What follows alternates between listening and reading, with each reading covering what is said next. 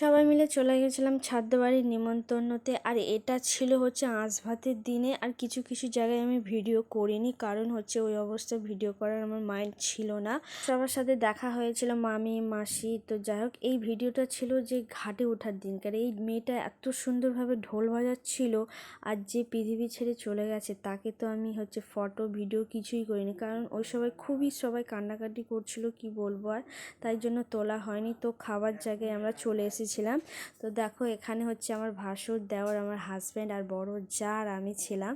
তো মেনুতে ছিল শাক ভাজা, আলু ভাজা, ডাল ছিল, শুক্তো ছিল। শুক্তোটা দেখাতে আমি হচ্ছে ভুলে গেছিলাম। এঁচোড় চিংড়ি ছিল, দেখো তোমাদেরকে শুক্তোর আমি ডাঁটাটা দেখালাম। তারপর হচ্ছে কাতলা মাছ ছিল, যে যটা নিতে পারো। আমি এক পিসি নিয়েছিলাম, আর ওদের ফেসটা আমাকে দেখাতে বারণ করেছিল, তাই আমি দেখাইনি। সবশেষে খাওয়া দাওয়ার পরে যে চাটনি, টক হয়েছিল, চাটনি করেনি, টক হয়েছিল। টকটা খুব সুন্দর হয়েছিল, মাছের ডিম দিয়ে টক করেছিল।